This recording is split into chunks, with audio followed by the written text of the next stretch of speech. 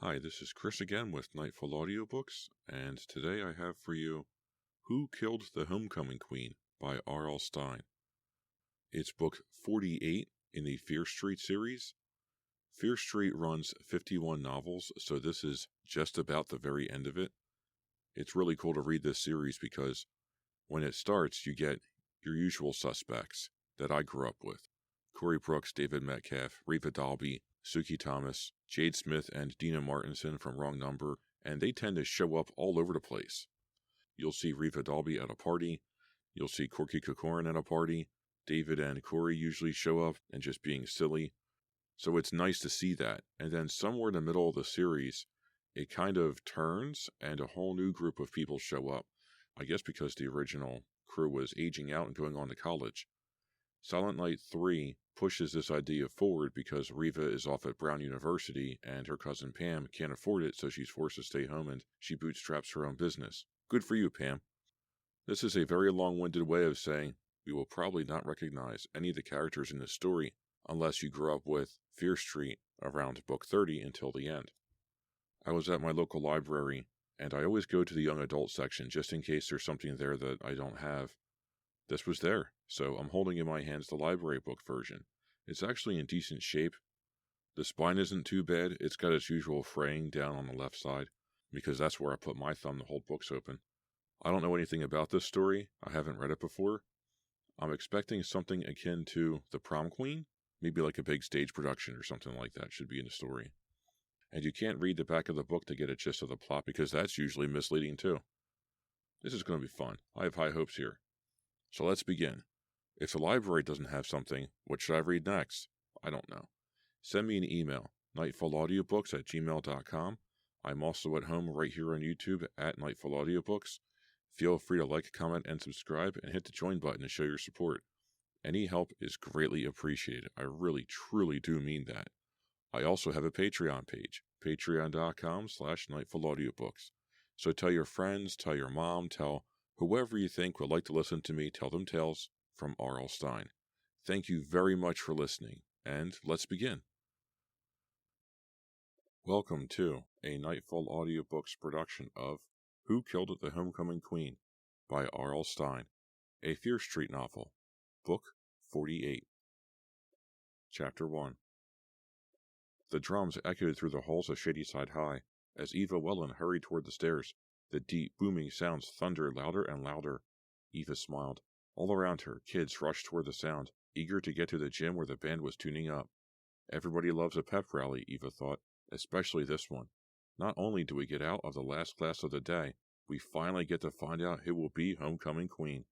Eva smiled again, feeling a surge of excitement. She turned a corner and began making her way toward the stairs that led down to the gym. As she hitched her book bag higher on her shoulder, a strand of her long, dark hair snagged under the strap. She paused to pull it loose. Eva, wait up, Eva. Eva turned and spotted her best friend, Tanya Darman, waving to her over the heads of the crowd. Wait up, Tanya shouted again. Eva waved back, then scooted to the side of the hall. Leaning against a bank of lockers, she dug into her jeans pocket for a rubber band. She watched her friend weave her way through the crowd. Tanya looked great, as usual, slender, with straight blonde hair down to her shoulders, and a pretty face with an open, friendly expression. Isn't this great? Tanya exclaimed as she joined Eva. Everybody's so psyched. Eva pulled her thick, dark hair into a ponytail. Don't tell me you're not. Oh, I am, Tanya replied, her green eyes sparkling. I mean, I might actually be named homecoming queen. I still can't believe it. I hope you win, Tanya. Eva held up both hands. I've got all my fingers crossed for you. Your fingers? Tanya tossed her hair back and grinned. What about your famous psychic flashes? Can't you predict whether I'm going to win or not? Eva shook her head. Some of her friends thought she was psychic because she got weird feelings every once in a while. She could sense when something was wrong, even though she couldn't tell exactly what. Like last week when she and Tanya went shopping for dresses for the homecoming dance. As they checked out one of the most expensive stores in the Division Street Mall, Eva felt a sudden rush of fear. Everything seemed okay, but she felt jumpy the whole time they were there. Just before they left the shop, every alarm in the place went off, and 3 other customers were arrested for shoplifting by security guards posing as shoppers. Eva didn't get these feelings all the time, but when she did get one, she trusted it. Still, the feelings were just that, feelings. She couldn't predict what was going to happen. She couldn't look into the future. It doesn't work like that, she reminded Tanya. It's not like I have a crystal ball or anything. I know, I was just kidding, Tanya replied. They began walking toward the stairs. But you know what? I don't really care if I'm voted homecoming queen or not. Eva stared at her. Are you serious? Well, I wouldn't turn it down, Tanya admitted. But really, I've had such an incredible year so far. So much has happened. Mom gets remarried in July. We move into this fabulous new house. I really like my stepfather, and I've got a great new stepbrother. That's for sure, Eva thought. She had a major crush on Jeremy, Tanya's stepbrother. Jeremy, with his chestnut-colored hair and shy smile. She didn't know him very well yet, but she definitely wanted the chance to get to know him better. And there's Sandy, Tanya went on. I couldn't believe it when he asked me out, and now we're actually going together. I mean, he's only one of the coolest guys in school. Eva nodded. Sandy Bishop, the smooth, good-looking captain of the football team, was definitely cool. Everybody agreed on that, including Sandy himself, Eva thought. He knows he's popular and he loves having girls fall all over him. Still, he seems crazy about Tanya. So what if he's a little conceited? Being nominated for homecoming queen is great, but it really doesn't matter if I win, Tanya declared. Everything is perfect right now. Hey, I even pulled an A on that French quiz yesterday. Eva laughed. I'm really glad for you, Tanya. You deserve to be happy. But let's get down to the gym. You might not care who wins, but I do. The crowd grew thicker at the top of the stairs. As Eva followed Tanya toward the top step, someone jostled her from behind. Hey, watch out, she called, but she felt herself being pushed aside hard. Her books began to tumble out of her arms and her backpack slid off her shoulder. As Eva struggled to catch her balance, she saw something out of the corner of her eye. A blur of movement, a figure emerging from the crowd, 2 hands reaching out, reaching. Tanya let out a scream. Eva turned and saw her friend go hurtling down the stairs.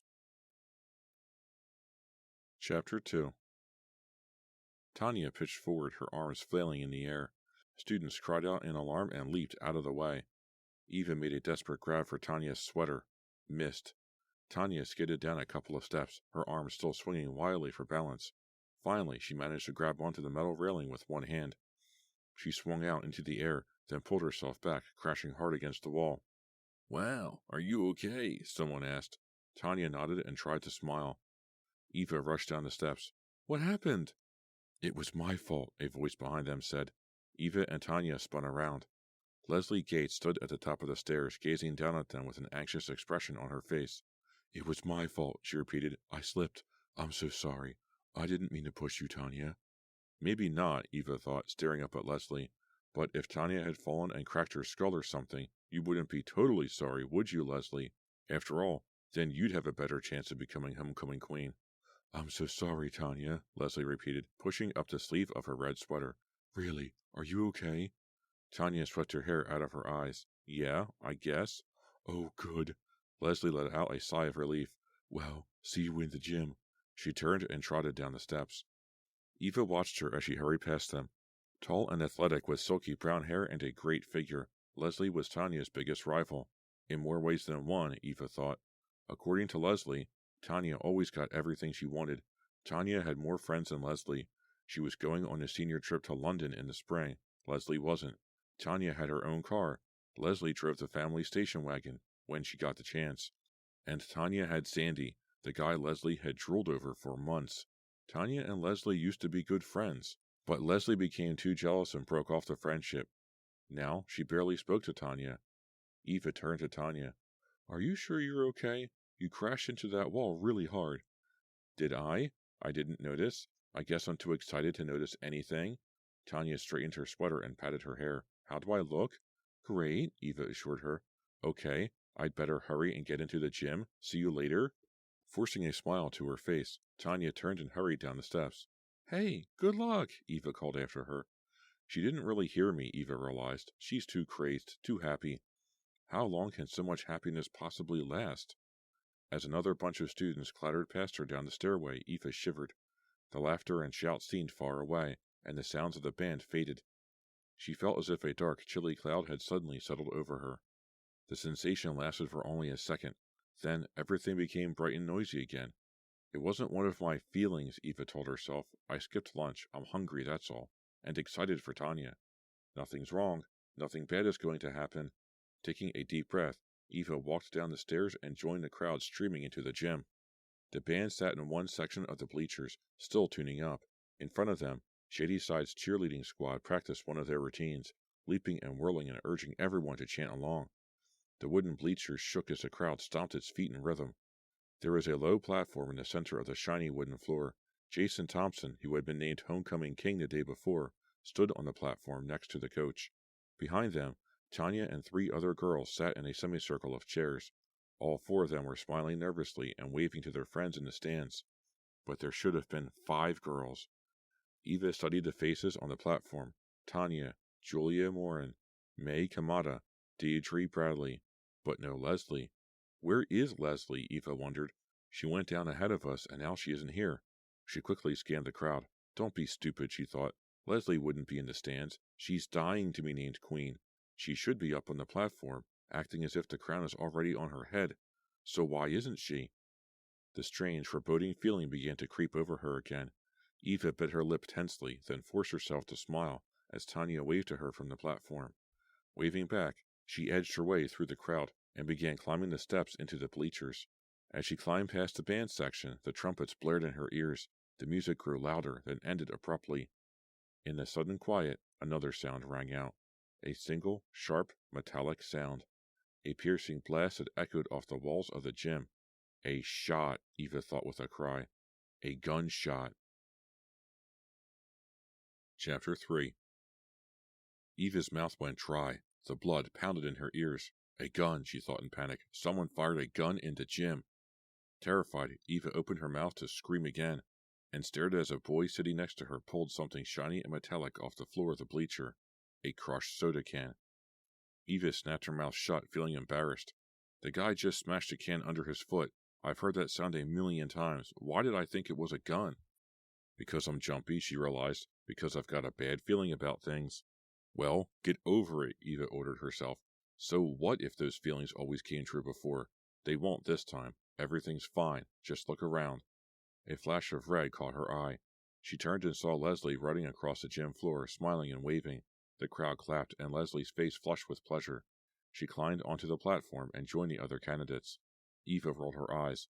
So that's what Leslie was up to, waiting to make a grand solo entrance. Shaking her head in disgust, Eva turned and began climbing the steps again. As she did, she caught sight of Keith Hicks. Keith, a thin guy with dark wavy hair, wore his usual color, black. Black jeans, black shirt, black cap. The only colorful things about him were the shiny gold hoop in his left ear and the piercing blue of his eyes. Eva grinned, feeling better all of a sudden. Not because of Keith, even though she liked him okay, but because of the guy sitting next to him. Jeremy, Tanya's new stepbrother. Tall and lanky, Jeremy leaned his elbows on his knees and stared down at the platform. His curly chestnut hair gleamed under the lights as he listened to whatever Keith was saying to him. The space on Jeremy's other side was empty. Go for it, Eva told herself. Get up there before somebody else does. As the band started playing again, she trotted up the steps, then edged her way across to Keith and Jeremy. Hey guys, she said, interrupting Keith in mid-sentence. Hey, Eva. Keith gave her a distracted smile. Jeremy smiled too, and a cute dimple flashed on the right side of his mouth, but then he turned and stared straight ahead again. Sit down, Eva told herself. Get his attention. Flirt with him a little, then ask him to the homecoming dance. Crossing her fingers that Jeremy didn't already have a date, she slid next to him and propped her feet on her book bag. Let me guess, she declared. Keith hasn't talking to you about movies, right? It was an easy guess. Keith wanted to be a film director. He always talked about movies. Yeah, Jeremy nodded. But I haven't been listening much. Thanks a lot, Keith muttered. Give him a break, Keith, Eva said. She leaned closer to Jeremy. I'm too tense to listen to anyone, Jeremy confessed. He pointed to the platform. I really hope Tanya wins. Do you think she will? Eva's shoulders sagged a little. He's too busy worrying about whether Tanya wins to pay any attention to me, she thought. I don't know, she replied. I hope she does, too. But she won't be upset if she doesn't. Didn't she tell you that? Jeremy nodded. Yeah, she did, but I still want her to win. She's my sister, you know? Well, my stepsister, but that doesn't matter. We've gotten really close since my dad and her mom got married this past summer. That's great, Eva told him. It really is, he agreed. I guess it sounds weird, but having a real family is so awesome. I never really had one before. My mother died when I was a baby, and I hardly ever saw my father because he worked all the time. He stays home more now. Why is he telling me all this? Eva wondered. Tanya's really happy about it too, she said. That's one of the reasons she doesn't care about being queen. She said so many good things have happened, it just doesn't matter. Keith sighed loudly. If this were a movie, the sappy music would start playing right now. Eva reached behind Jeremy and jabbed Keith in the arm. What's the matter? Don't you like happy stories? They're okay, Keith replied with a shrug, but movies need more drama. This isn't a movie, Jeremy reminded him. No kidding. Anyway, Keith went on, let me tell you more about my video. What video? Eva asked. The one I'm going to make, Keith declared. The one that's going to get me a scholarship to film school? That's what I was talking about before. He gazed at Jeremy, his blue eyes bright and intense. Hey, you know what would really make it a great video? Jeremy shook his head. If Tanya would act in it, Keith exclaimed. She'd be perfect, right? Do you think she'd do it? Man, Jeremy laughed. You'll do anything to get close to Tanya, won't you? Keith's face grew dark. He raked his fingers through his black hair and licked his lips. Yes, he replied softly. Anything. Whoa, Eva thought. What a weird thing to say, and what a weird look in his eyes. So what if he has a crush on Tanya? How come he's suddenly acting so strange? Hey, maybe I'll write in a video script that Tanya dumped Sandy for me, Keith announced. Jeremy snickered. Why don't you just murder Sandy? That's the only way you'll get Tanya to notice you. Keith's grin grew wider, but Eva thought it looked fake. And his eyes. Why did they glitter like that? Another chill raced up Eva's spine. Ignore it, she told herself. It doesn't mean anything. But the feeling didn't go away. She glanced sideways at Keith. What is he thinking? Come on, everybody, one of the cheerleaders shouted from below. Let's hear some real noise. Eva dragged her eyes away from Keith and watched as a cheerleading squad began another routine. Everyone else clapped and cheered along, but Keith kept talking about the video he wanted to make. Leslie already volunteered to be in it, he shouted over the loud chanting. She said she'd do the lead role, like it would be a big favor. Wouldn't it? Jeremy asked. Keith shook his head. Leslie is desperate to be an actress. She's applying to every acting school in the country. If she's in the video, then she'll have something to show. I'd be doing her the favor. Sounds like a good deal for both of you, Jeremy commented. Is Leslie any good? Sure, Keith replied with a shrug, but I'd much rather have Tanya, especially if she's homecoming queen. What does that have to do with anything? Eva asked. I mean, what's your video about? Keith's eyes glittered again. It's called Who Killed the Homecoming Queen? The cheerleaders finished their routine and ran off the floor waving their pom-poms. Everyone clapped. They began to whistle and stamp their feet as the football coach picked up a microphone and asked everyone to quiet down.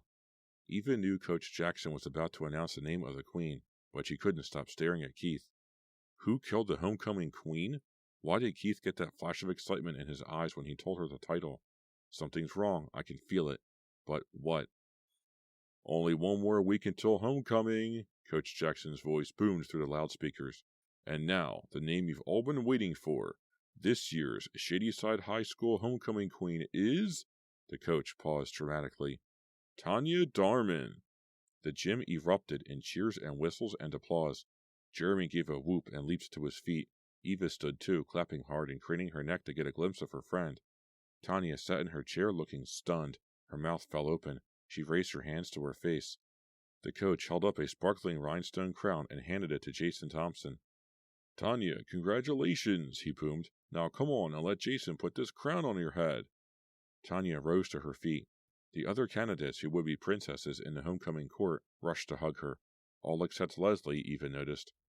Leslie stood to the side, watching. Waving to the crowd, Tanya started across the platform to accept the crown. Halfway to the podium, she stopped. Her arms dropped limply to her sides. Then, as if a giant boot had come crushing down on top of her, she crumpled in a heap to the floor. Chapter 4. The cheers turned to gasps and screams. Then a stunned silence fell over the crowded gym. Eva stared down, frozen in horror. Tanya didn't move. I knew it, Eva thought. I knew something was wrong. I could feel it. Hurry, Eva, Jeremy cried. He lurched in front of her and almost tripped. We have to get down there. Eva finally started to move into the aisle. Then she stopped suddenly and grabbed hold of Jeremy's arm. Wait! Wait! She's sitting up. Look! Eva kept hold of Jeremy's arm as they both stared down at the platform. Tanya had braced herself up on one elbow. She brushed her hair out of her eyes and glanced up at the coach. He had shooed Jason and the girls out of the way and was bending over Tanya. Tanya shook her head and said something. The coach held out his hand and helped her to her feet. Pale but smiling, Tanya moved across the platform to the microphone. I guess you can see that being named queen really knocked me out, she declared in a shaky voice. Actually, some of you probably know I have low blood sugar. Sometimes a lot of excitement makes me faint, and believe me, being homecoming queen is definitely enough to do it. Everyone clapped and cheered. She could feel Jeremy relax next to her. I should have guessed what it was, she told him. I've known about Tanya's low blood sugar all my life, practically. Down on the platform, Tanya continued speaking. As soon as I eat a candy bar or something that's sweet, I'll be fine, she assured the crowd. Not that being queen isn't sweet, it is. I'm really happy and grateful. Thanks a lot, everybody. Jason set the crown on Tanya's head. Everyone clapped and cheered some more. Is this great or what? Jeremy asked. My sister, the homecoming queen. Come on, let's go down and congratulate her. Grabbing Eva's hand, Jeremy started pulling her down the bleachers. But as Eva reached back for her book bag, Jeremy's hand slipped away. Eva watched him hurry down ahead of her. Too bad, she thought. Holding his hand felt good. Finally, Eva made it down to the bottom bleacher. As she jumped to the gym floor, she saw Jeremy race to the platform and give Tanya a big hug. It's great that they're so close, Eva thought. Tanya's boyfriend ought to be up there with her, too. Where is Sandy? Eva glanced around, trying to spot Sandy Bishop, but she didn't see him anywhere in the crowd. Weird, she thought. With a shrug, Eva started toward the platform, then found herself caught up in the middle of a huge group of kids hurrying toward the gym doors. They swept her along with them for a few seconds until she finally managed to pop free. As she spun away from them, she bumped into Leslie Gates. Oops, sorry, Eva said, slinging her book bag over her shoulder. Leslie nodded, then quickly turned away. But Eva saw the gleam of tears in her eyes. Hey, Leslie! She reached out and touched her arm. Are you crying? Of course not. Leslie's voice shook, and she kept her head turned away. I have something in my eye. Sure, Eva thought. As she watched Leslie trying to blink an imaginary piece of dirt out of her eye, Eva couldn't help feeling sorry for her. Okay, so she dropped Tanya because she's jealous of her, Eva told herself. So she's kind of a snob, but she is obviously hurt. Listen, Leslie, Eva murmured. Try not to feel so bad, okay? It's not the end of the world. I know that. It's just... Leslie wiped her eyes and took a shaky breath. It's just that Tanya gets everything she wants, and I get nothing. Even her low blood sugar is a great thing. Huh? Eva cried. Leslie had to be kidding. What's so great about having low blood sugar? It means she gets to eat 6 candy bars a day, Leslie wailed. And look how thin she is.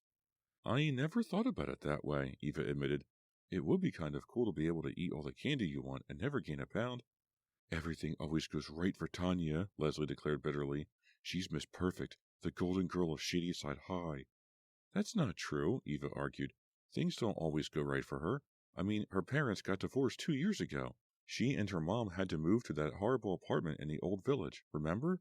Yeah, but her mother remarried, and they moved into a great house, and Tanya has a cool stepbrother, and they're just one big happy family, Leslie shot back.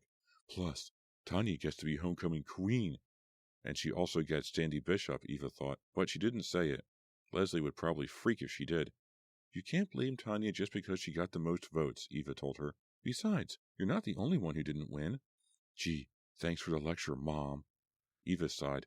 It's no good being jealous, Leslie. Oh, shut up, Leslie snapped. Go be Tanya's best friend and leave me alone. Tossing her hair back, Leslie turned and pushed her way through the crowd to the exit doors behind the bleachers. Eva gritted her teeth and went after her. I don't care if she thinks I'm lecturing her, she thought. I have to try to make her stop hating Tanya so much. Something bad will happen if she doesn't. Maybe that's the bad feeling I've been getting, Leslie's hatred. As Eva reached the back of the bleachers, she caught a glimpse of Leslie's red sweater. Leslie was speeding through the doors. Eva hurried to catch up before Leslie got too far ahead. Then, something behind the bleachers caught her eye. She stopped suddenly, turning her head to look, and gasped in shock. Chapter 5. Eva clapped a hand over her mouth and quickly ducked behind the bleachers. Did I really see that? She wondered. Slowly, she peeked around the corner and stared. Sandy Bishop stood in the dim, narrow space between the bleachers and the back wall of the gym. Sandy, Tanya's boyfriend, tall and athletic with wide shoulders and thick, shiny hair that matched his name. Sandy didn't see Eva, of course. His eyes were closed. He was kissing a girl who leaned against the wall. The girl's eyes were closed, too. And she wasn't Tanya. This girl was short, with bright coppery hair that floated around her head in a mass of waves and curls. Only one girl in their class had hair like that, Charisse Colby. Eva's heart dropped as she watched Charisse stand on tiptoe and wrap her arms more tightly around Sandy's neck. But he's supposed to be crazy about Tanya, Eva told herself. Why is he hiding behind the bleachers kissing Charisse? Stupid question, she decided. He's kissing Charisse because he obviously isn't crazy about Tanya. And Tanya doesn't have a clue. Not yet, anyway.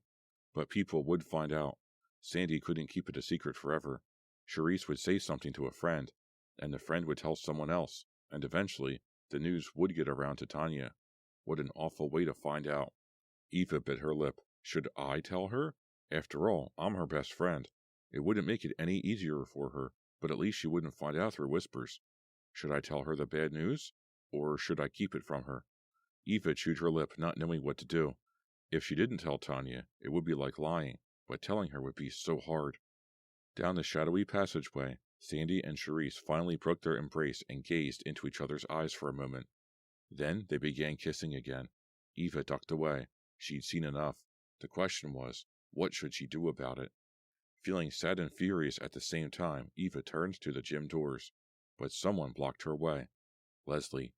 She had come back, and now she stood a few feet behind Eva, staring at Sandy and Charisse. She watched them for another second, then slowly turned to Eva. Leslie's eyes were shining again, but not with tears. This time, they shone with glee. "This will kill Tanya," Leslie declared triumphantly.